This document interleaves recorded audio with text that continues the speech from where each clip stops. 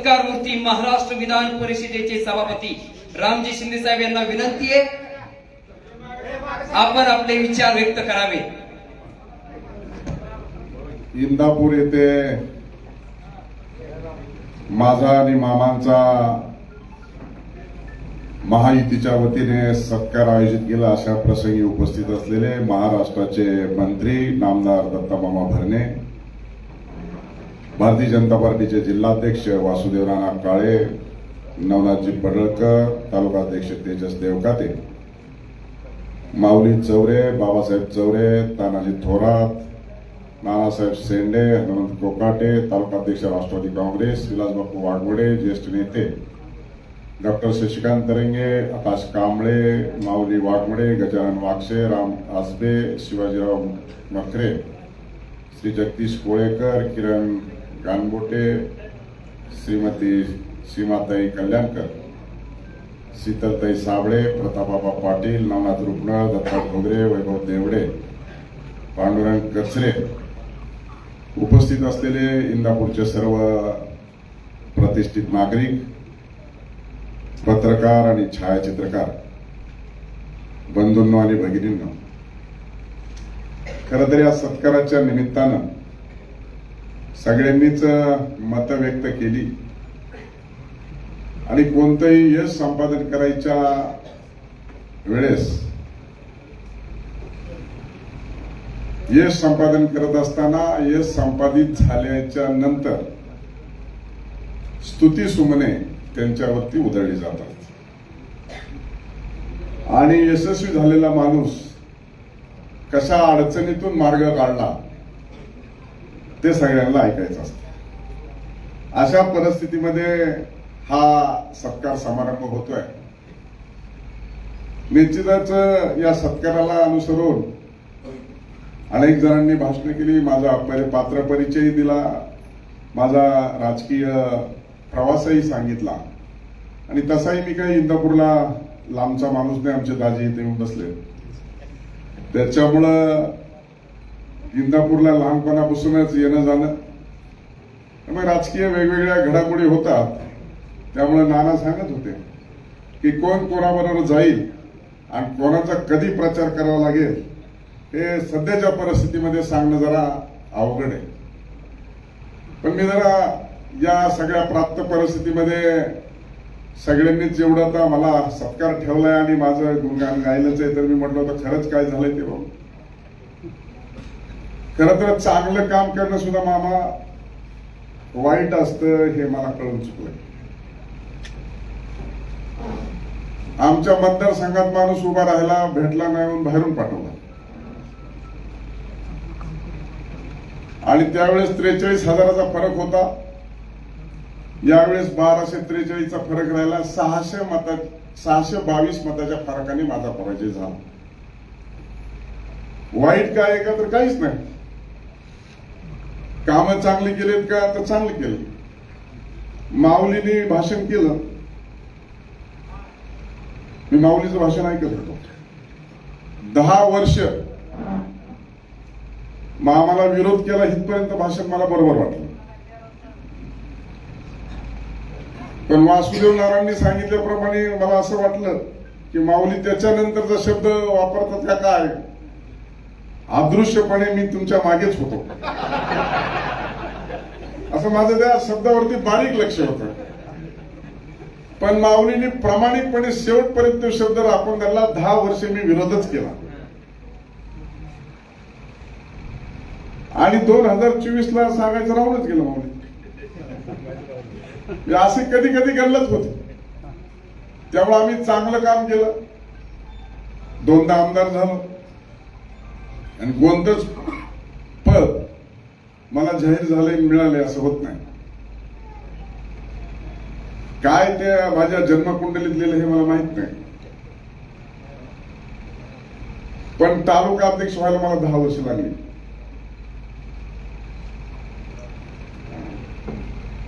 सरपंच झटक्यात झालं.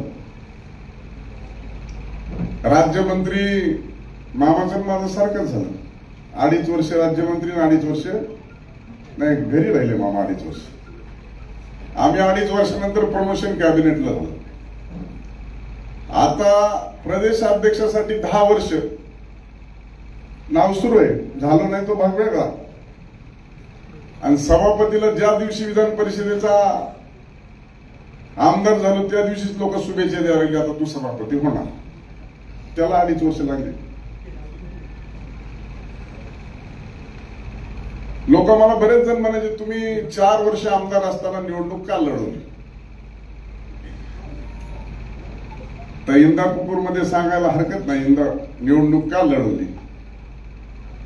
ज्यांनी आपल्याला पाळले त्याला पाडायची इच्छाशक्ती दांडगी होती, गडी थोडक्यात ठोकला. ते बी थोडाफार दगा फटका झाला म्हणून, नाही तर गडी घातला होता. त्यामुळे म्हणत होतो की चांगलं अण्णा हजारेंनी शिक्षकांनी सांगितलं, ज्येष्ठ सामाजिक नेते कार्यकर्ते ज्यांनी दिल्लीचं सरकार उलटून टाकलं, दिल्लीचं राज्य सरकार उलटून टाकलं, असे भ्रष्टाचार जन आंदोलनाचे प्रणेते अण्णासाहेब हजारेंनी सांगितलं की मी 2च राजकीय माणसाच्या कार्यक्रमाला गेलो, एक तर आर पाटलांच्या आणि दुसरं राम शिंदेच्या. त्यांनी सांगितलं तिला एवढा डाग नाही, निष्कलंक माणूस आहे, स्वच्छ प्रतिमेचा माणूस आहे, म्हणून मी तुमच्या सत्कार समारंभासाठी आलो. मग असं सांगत असताना मी म्हणलं त्यांनी सांगितलं, एक देशाच्या स्तरावरचे जैन महाराज होते त्यांनी देखील सांगितलं. आणि हे सांगत असताना सगळ्यांनी गौरवोद्गार काढले.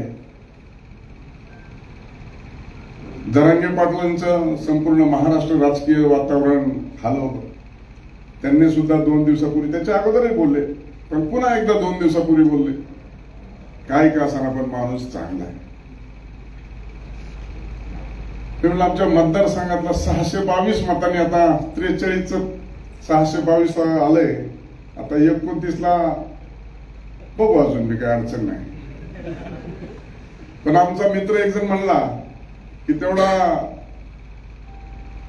बाजीगर मधला डायलॉग तुमचा म्हणला लय फेमस झालाय. म्हणजे मी नाही टाकला तो, पण ते ऐकूनच दाखवतो. मला ते सारखं सारखं वाटतंयच नाही काय झालंय नेमकं. हे बघा अशी परिस्थिती आहे.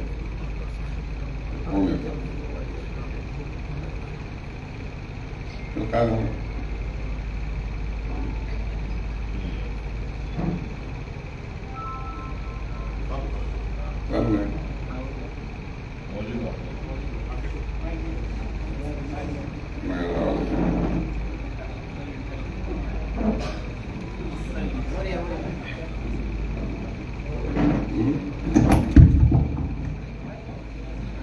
तर ते जाऊ दे, वाजून येत नाही.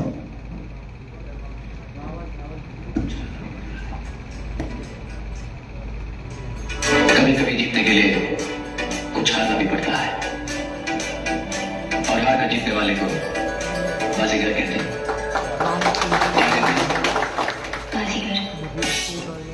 असा झाला कार्यक्रम. आता समाधानच मानायचंय. त्यामुळे हार कर भी जितने वाले को बाजीगर कहते हैं. 288 आमदार पडले 2 नंबरला, त्याच्यात मी पडलोय. पण 287चं काय झालंय मला माहित नाही. पण मी मात्र विधान परिषदेचा सभापती. 20 नोव्हेंबरला मतदान होतं. मी 19 डिसेंबरला 1 दिवस महिन्याला कमी असतानाच या राज्याच्या महाराष्ट्र विधान परिषदेचा सभापती झालो. तेव्हा मत तरी किती पडावा. पराजित झालेल्या आमदारांच्या मतामध्ये मी राज्यात चौथा आहे. 1,26,433 मत आहे. आणि कमी फरकाने पडलेला मी राज्यात 6वा आहे, 1243. आणि या दोन्ही यादीमध्ये एकमेव नाव आहे ते माझं आहे. आता हे रेकॉर्ड झालं. आता एवढी मतं पडून देखील मला पराजयाला सामोरं जावं लागलं. आणि म्हणून विधान परिषदेचा सभापती झाल्याच्या नंतर मला वाटलं कोणाकोणाला वाटायचं की बाहेर फिरताच येत नाही, हे कोराटासारखंच आहे, विकासच नाही करता येत, राजकारणाचं काही बोलताच येत नाही. मी पहिला प्रश्न मी सांगितला, राजकारणाचं बोलता येत नाही.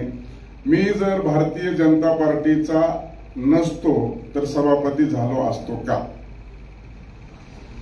तर नसतं झालो.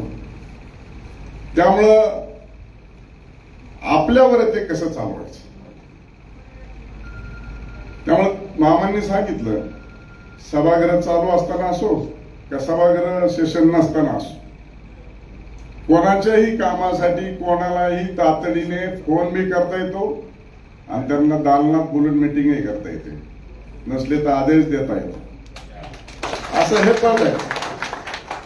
तुम्ही बघितलं असेल, एक बातमी फिरते आता, प्रजासत्ताक दिनाचा झेंडावंदन केलं. मी झेंडावंदनाला गेलो, आमचे विधान भवनाचे सगळे कर्मचारी होते. आता मूळचा प्राध्यापक असल्यामुळं विद्यार्थी सगळे आहेत का नाही बघणं कामच आहे झेंडावंदन. तर 80% विद्यार्थी आमची गैरहजर होते त्या दिवशी. 745 लोकांना नोटीस काढली, प्रजासत्ताक दिनाला गैरहजर नसल्याबाबत खुलासा करावा. काढली नोटीस. आता उत्तर येईल, आता काय होते बघूया. आपण ज्या पदावर जायचं किंवा गेलो आहोत त्या पदाला कोणत्या पद्धतीने आपण न्याय देतो हे महत्वाचं आहे. गृहराज्यमंत्री 2014 साली झालो, त्याच्यानंतर गृहराज्यमंत्री दुसऱ्या लोकांच्या ध्यानात नाही. त्यामुळे आता सभापती झालोय. मामा म्हणले लय विकास केला, मी पण तुमच्या एवढाच केला, पण सगळ्याला परिस्थिती मामा सारखी नसते.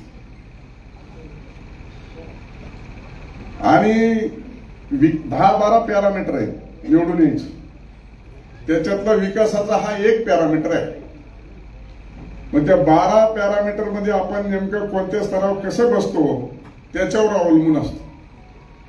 आणि मग खूप चांगलं असतं आणि या सगळ्या माणसांनी स्तुती करणं सुद्धा कधी कधी अडचणीचे ठरतं. मी जरांगे पाटील यांचं मनापासून आभार व्यक्त करतो. माझ्याबद्दल त्यांनी चांगले शब्द वापरले त्याबद्दल. अण्णासाहेब हजारेंनी देखील म्हटलं, त्यांचंही मनापासून आभार व्यक्त करतो. आणि या सार्वजनिक, सामाजिक आणि राजकीय जीवनामध्ये काम करत असताना आपण जनतेच्या प्रती कोणती भूमिका घेतो आणि त्याचं जनतेमध्ये काय प्रतिबिंब उमटतं याच्यावरती त्या राजकीय नेतृत्वाची प्रतिमा ठरत असते. आणि म्हणून त्याच्या अप्रोक्ष अशा पद्धतीचे गौरवोद्गार निघतात. आणि म्हणून सातत्यानं अलीकडच्या जीवनामध्ये, राजकीय कार्यक्रमामध्ये असो किंवा राजकीय जीवनामध्ये असेल, अशा पद्धतीचं आता वक्तव्य करणं किंवा त्याच्याबद्दल एखाद्या विषयी चांगलं आपुलकीचं बोलणं आपल्याला दुरान्वयाने आपल्याला अनुभवायला ऐकायला मिळतं. अलीकडच्या कालखंडामध्ये आता देखील बघा, 10-12 मोबाईल लागलेले, सगळे मीडिया अलर्ट आहे. त्याच्यामुळं मीडिया ओरिएंटेड ज्या वेळेस आपण बोलतो आणि कडक एखादी उद्बोधक भाषण करतो त्याच वेळेस ती मीडियाची हेडलाईन होते. आणि त्यामुळं आता पूर्वीच्या कालखंडामधलं राजकारण आणि चांगलं स्तुती, त्याच्याबद्दल सांस्कृतिक सोबर बोलणं, डिसेंट बोलणं, गुलदस्त्यातून, शालजोडीतून, ह्याला तर काही अर्थच राहिला नाही. थेट आरे मॅटर सुरू झाले. आणि त्याच्यामुळे असं काही समजायचं कारण नाही की कोणत्याही गोष्टीची माणसं दखल घेत नाही. असं सर्वसामान्य माणसं सगळ्या गोष्टीची दखल घेत असतात. आणि म्हणून या राजकीय जीवनामध्ये काम करत असताना सर्वोच्च पदावर गेलेलो आहे. सर्व या जनता जनार्दनाचा आशीर्वादच आहे.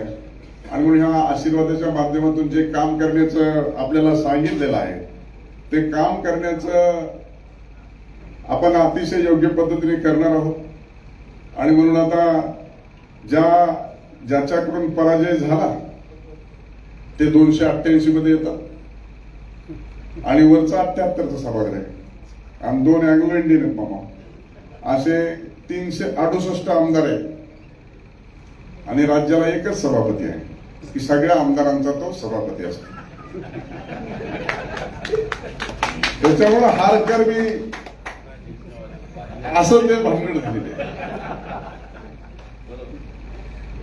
आता काय त्यांच्यावर बेतली असेल आता तुम्हीच जाणून घ्या. आमच्या भागात लोक म्हणतात की 1000-1500 जी काही मतं कमी पडली ती ह्याला दिली असती तर परवडली असती, नाहीतरी हे निवडून दिले ह्याचा काही उपयोग नाही. आगे नाही पिछे नाही, राज्यात नाही केंद्रात नाही, कामं होण्याची काही शक्यता नाही.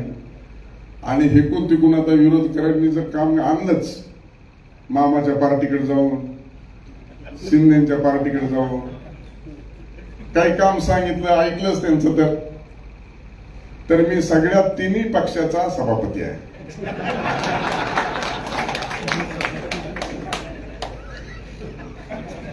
बाकी 287 मतदारसंघात काय होईल नाही माहित, मला माहित नाही.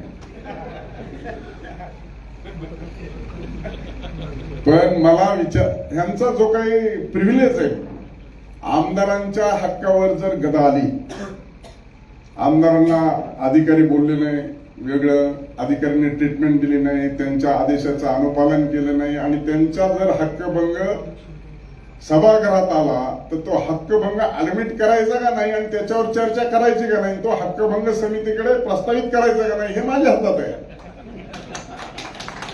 त्याच्यामुळे आमदारांचे हक्क अबाधित ठेवण्याच्या सर्वोच्च पदावर मी आहे. मग माझा हक्क ठेवतील का नाही?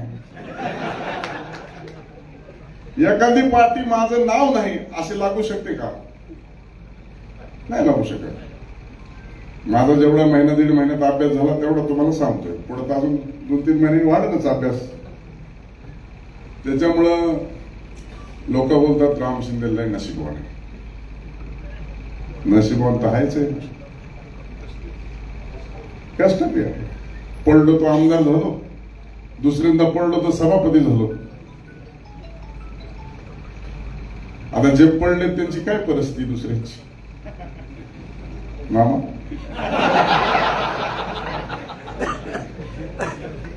सगळी माणसं म्हणतात येऊ का? महाराष्ट्रातला अंदाज सांगतोय मी. हा ना, सगळीकडे म्हणते झालं गेलं राव, घ्या आता जाऊन द्या. राष्ट्रवादीकडे नाही जमलं तर शिवसेनेकडे नाही जमलं तर भाजपकडे.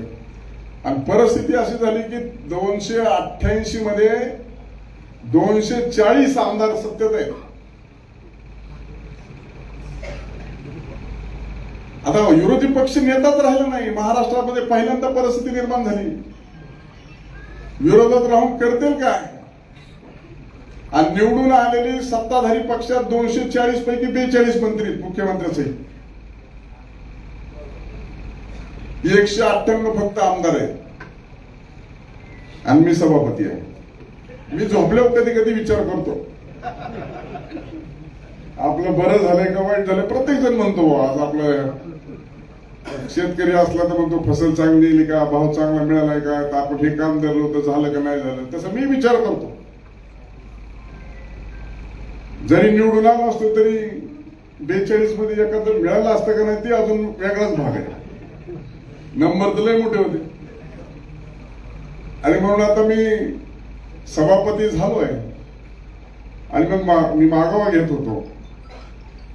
100 वर्ष झालेत विधान परिषदेला. पहिलं काउन्सिल म्हणत होते, आता विधान परिषद म्हणतात. आणि देशभरात फक्त 6 राज्यात आहे. या 100 वर्षाच्या महाराष्ट्राच्या विधान परिषदेच्या इतिहासामध्ये माझ्या एवढ्या तरुण माणसाला पहिल्यांदाच सभापती पद मिळाले.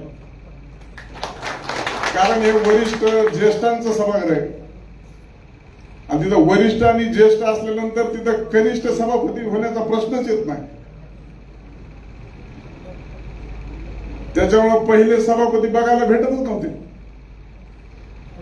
माझ्या अगोदर अलीकडच्या कालखंडात झालेले नास फरांदे, शिवाजीराव देशमुख, रामराजे निंबाळकर, त्याच्यामुळे ते असा अवास्तव संपूर्ण महाराष्ट्रामध्ये फिरायचं. आपण तर बघितलं असेल सोशल मीडियाच्या माध्यमातून. सगळ्या राज्यात जाऊन आलो आतापर्यंत. फिरायला काय अडचण आहे. आमदाराला 8 फेऱ्या फुकट आहेत, सभापतीला कट्टाळूच तर फेऱ्या फुकट आहेत. आणि सगळ्याच्या पगारावर ते डीडीओ काय असतं मामा, ती सही माझी लागते जणू त्याच्यावर. विधान भवनाच्या आणि आमदाराच्या सह्या करायला. पगारावरच ह्या माझ्या, त्याच्यामुळे हे बरं आहे, अडचण काहीच नाही.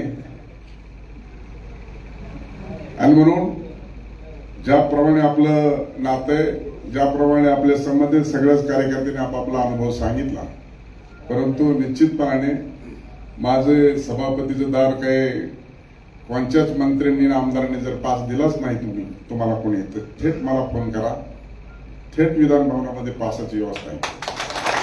त्यामुळे सगळ्याला पासच रिलीज मी करतो, बरोबर आहे ना? म्हणजे अजून काय काय तुम्हाला फॅसिलिटी सांगू मला असं राहतं का? हळूहळू तुम्हाला कळतं, तसं तुम्ही हुशार आहेत इंदापूरवाले. त्यामुळे सगळ्या गोष्टी आणि जे काम मिळालं ते चांगल्या पद्धतीनं करून दाखवणं, ती चुणूक करून दाखवणं, आपले जो स्पेस आहे तो आपण घेतल्याच्या नंतर त्याच्यामध्ये चांगल्या नाव केल्याच्या नंतर, चांगलं काम केल्याच्या नंतर, सर्वांचं आपल्याकडे लक्ष वेधल्याच्या नंतर निश्चित स्वरूपामध्ये त्याचे परिणाम चांगले होत असतात. आणि म्हणूनसाठी जी दिलेली जबाबदारी ते प्रामाणिकपणे अतिशय विश्वासानं नेतृत्वाचा पात्र राहून हे आपल्याला काम करायचं आहे. इंदापूरवाल्यांनी जो काही माझा मान सन्मानने सत्कार केला, निश्चितच त्यांचं मी ऋण व्यक्त करतो, आभार मानतो. आणि येणाऱ्या कालखंडामध्ये आपण जे जे काम मला सांगाल तेही करण्याचा मी प्रयत्न करेल. आणि मामांनी सांगितलं, मामा तुमच्याही कामाला येईल, काही काळजी करू नका, तुमच्या म्हणजे पूर्ण इंदापूरच्या कामाला आल्यासारखं आहे, त्याच्यामुळे तुमच्याही कामाला येईल एवढंच या निमित्ताने सांगतो आणि माझं बोलणं थांबवतो. जय हिंद, जय महाराष्ट्र.